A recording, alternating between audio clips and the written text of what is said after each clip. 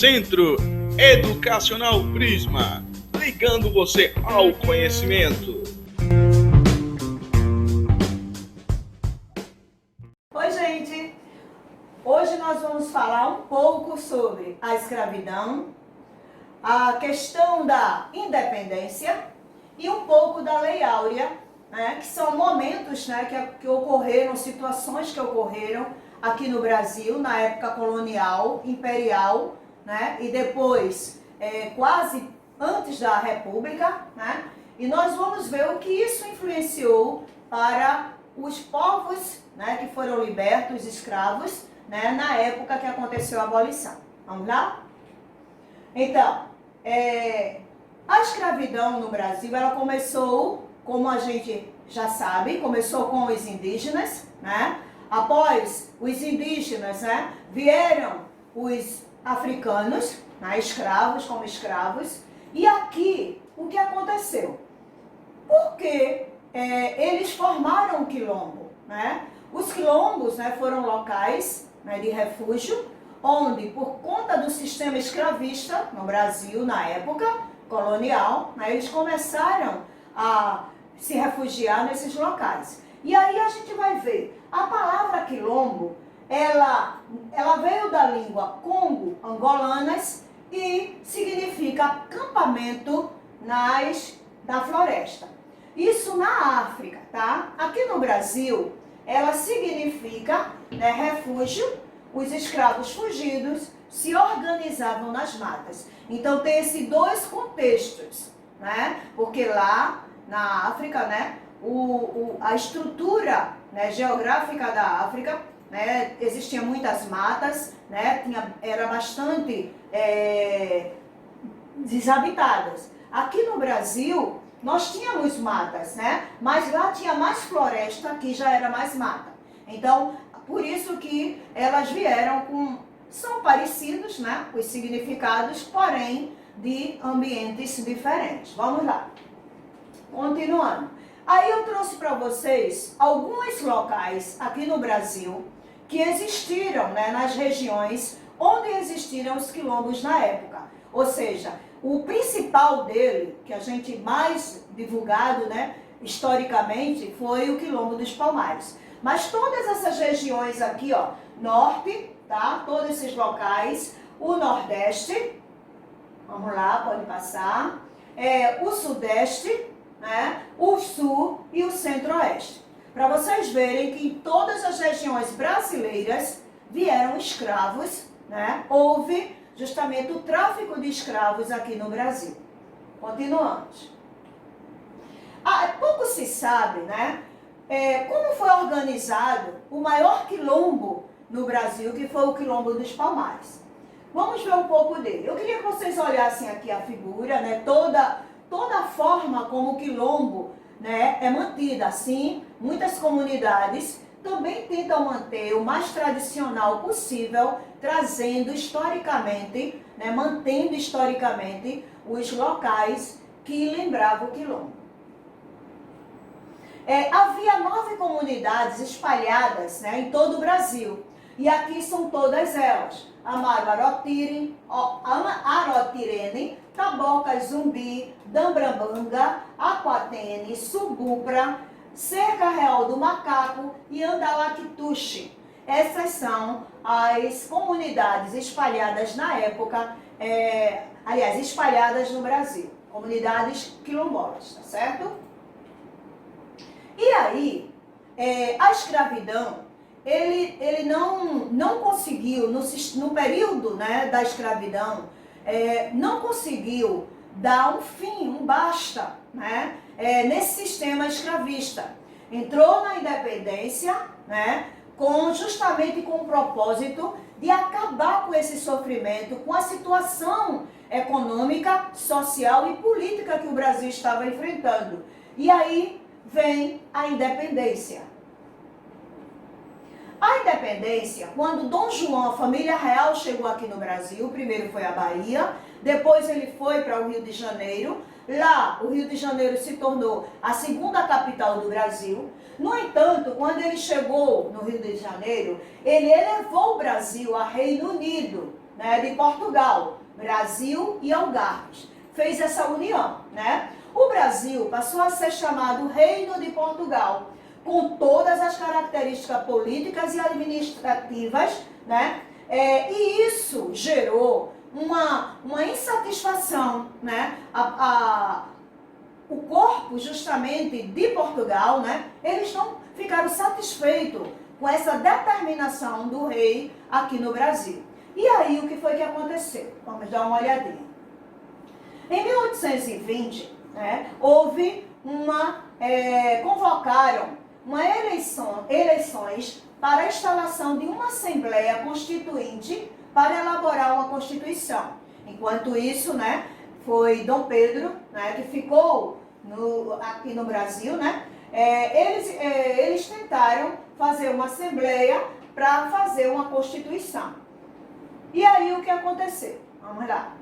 Os revolucionários que estavam aqui no Brasil exigiram que Dom João ele voltasse para Portugal, que ele se comprometesse, que voltasse para Portugal para justamente tentar controlar essa situação, essa crise que estava acontecendo. E aí o que aconteceu? Vamos lá. Aqui é um desembarque de Dom João VI, tá? Enquanto isso, no Rio de Janeiro, Dom Pedro, né, seu filho, Dom Pedro, ele formava essa Constituinte brasileira que gerou essa insatisfação entre Portugal e Brasil, como eu estava falando. E aí o que aconteceu? Portugal, ele determinou então, né, que Dom Pedro de imediato voltasse para Portugal como Dom João, pelas insatisfações por Dom Pedro já estar tentando formar essa Constituinte, né, a nova Constituição aqui no Brasil. E aí, né, ele já havia todos esses representantes lutando para que houvesse essa independência no Brasil. Já estava gerando no meio, né, da Câmara essa insatisfação. E aí, Dom Pedro resolveu ficar no Brasil. Esse dia foi conhecido como o dia do fico, quando ele chega para o povo e diz: se é para o bem de todos e felicidade geral da nação, diga ao povo, eu fico. E a partir desse momento, Dom Pedro começa a agir para a independência do Brasil. Vamos lá, continuando. Aí, quais foram as medidas que Dom Pedro tomou para justamente contra essa situação? Uma das medidas foi justamente que tudo que fosse resolver politicamente e administrativamente aqui no Brasil tinha que ter autorização, né, de Dom Pedro e tinha que ter também sua assinatura. E ele tomou medidas para que esse grupo, né, de todas as caravelas que estavam aqui, né, ele voltasse para Portugal. Então essa foi uma das determinações que Dom Pedro tomou. E aí, a proclamação da independência, ela se deu no dia 7 de setembro de 1822, né? Após a proclamação de Dom Pedro de Alcântara, né, filho de Dom João, ele foi coroado como imperador, né, do Brasil. E aí ele foi chamado Dom Pedro I, porque antes disso ele era Pedro de Alcântara. Depois da coroação, ele foi chamado Dom Pedro I. Portugal reconheceu, com muita luta, né, reconheceu essa autonomia, essa independência do Brasil, mediante a indenização. Não foi de qualquer jeito, houve um pagamento de indenização. Em contrapartida, muitas revoltas aconteceram aqui no Brasil, antes da Lei Áurea, tá? Houve muitas revoltas que justamente contra o posicionamento contra o evento, né, justamente da independência e também ainda da coroação de Dom Pedro, porque de uma forma ou de outra, né, ainda ficaria o comando na mão de um regente, né, de um imperador, desculpa. José Bonifácio, ele era o primeiro-ministro de Dom Pedro I. E aí, gente, as pessoas podem dizer assim, poxa, só a princesa Isabel que conseguiu promover uma lei, né, sancionar uma lei que pudesse acabar com o sistema escravista. Porém, já havia no meio dos representantes, né, da Câmara abolicionistas, né, que já haviam tentado acabar com a escravidão no Brasil. Mas um deles foi José Bonifácio de Andrada e Silva. Ele era o primeiro-ministro de Dom Pedro. Ele organizou, quando organizaram a primeira Assembleia Nacional Constituinte, ele estava fazendo parte em 1823. Vamos lá ver o que aconteceu. Ele fez um projeto, tá? Nesse projeto não foi aprovado.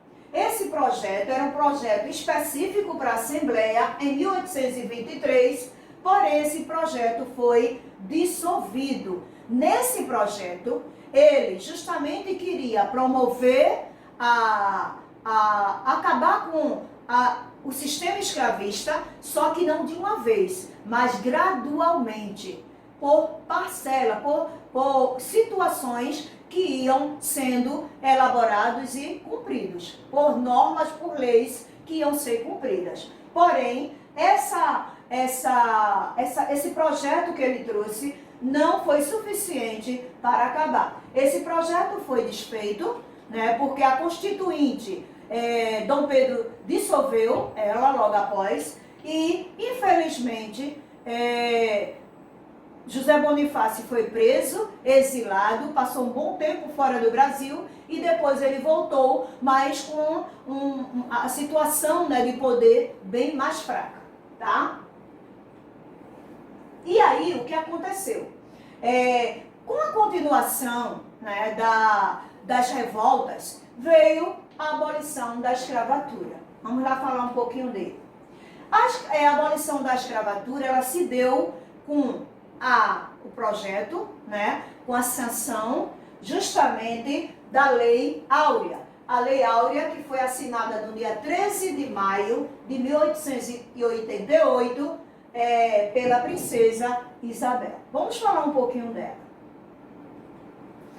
Aqui eu trouxe para vocês o jornal, onde, na época, né, em 1888, ele traz justamente, né, a Gazeta de Notícias, ele traz justamente o acontecimento de 13 de maio, tá? A Lei 3.353, de 13 de maio de 1888, a lei tinha apenas 2 artigos, gente, 2 artigos.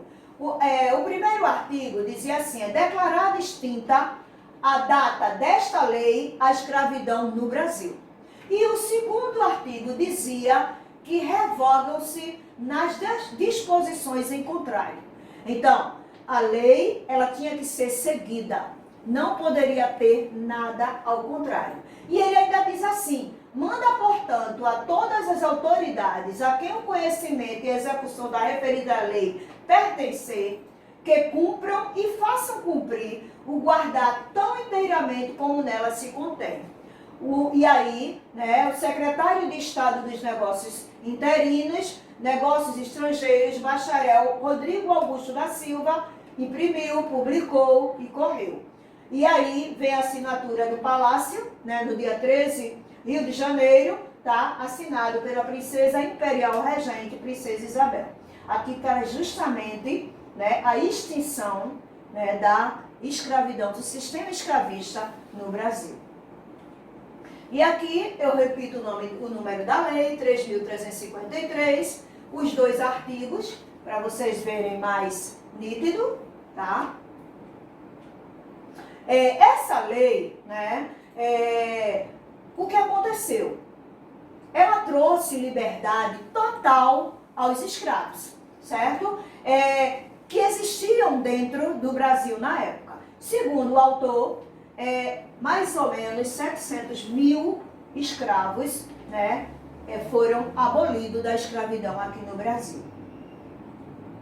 E aí, qual é a visão de alguns historiadores com relação a essa lei áurea? Essa lei foi vista de duas formas por alguns historiadores, tá? Foi uma vitória dos conservadores, né, porque eles não precisaram pagar indenização na época, se houvesse a abolição da escravatura, que era o acordo que eles tinham, né, com os fazendeiros, com os colonos, né, no Brasil. Para eles foi uma vitória, porque não foram eles, né, que determinaram, né, eles apenas pressionaram, né. Aliás, desculpe, os conservadores queriam, né, que mantivesse a escravidão, né. E para a família real foi uma perda de poder político, né, de apoio político, né, diante do Brasil da questão política. Para os escravos foi a liberdade.